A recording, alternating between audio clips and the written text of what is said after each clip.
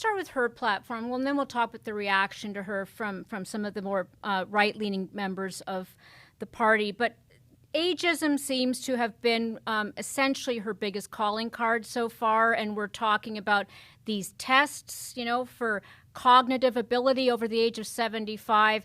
I mean, that's just been so controversial.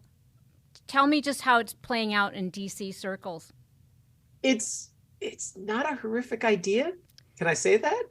Driver's tests make you do it. I don't know about where you would draw the age limit, but there's clearly been a problem for as long as Congress has been around, probably, of lawmakers who have cognitive abilities are declined, staying in office. It came to the forefront recently with Dianne Feinstein, but you've also got to look at Thad Cochran, Strom Thurmond, Robert Byrd. I mean, there are all some senators who, we're certainly still in office past their prime, and we're still getting reelected. Also, Chuck Grassley is 89 years old, and there's a big difference. He just got reelected, so he would be 95 if he finishes out his term, and that is a concern. These voters did speak. There's nobody. Everybody knew what Dianne Feinstein's age was, and they can hopefully all add 6 to that, so they know it should be at the end of her term.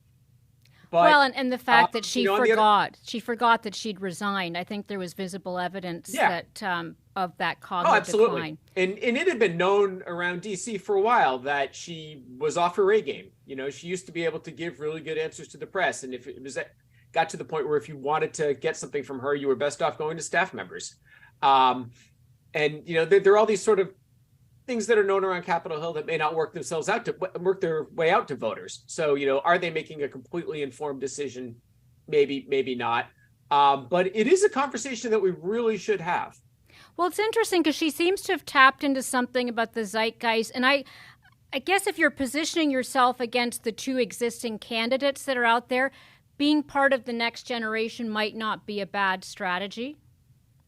No, not at all. Not at all. I mean, that's one of the biggest knocks against both of those two is that, and those two being Biden and Trump. Yeah.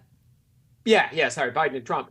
It's just, what's a debate going to be like if it were to go between the two of them the next time? Like, it's just, how is it that we have in all of this country, and it's hundreds of millions of people, we end up with two people who they're not even baby boomers. They predate the baby boom, who are, the leading contenders to be our next president. So it's a valid point she raises, but you're going to need more than that to get yourself elected. Well, what I found interesting is how it's been conflated.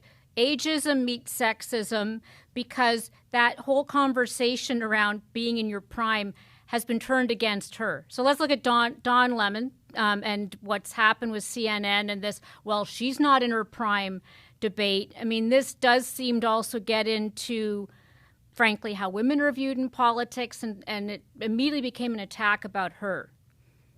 Right. And that's what makes it so difficult to have the conversation that we need to have on this, is that it's either going to come up it's going to become partisan, whether who has the congressperson who's at the center of this issue at the moment, in which case right now it is, the Democrats.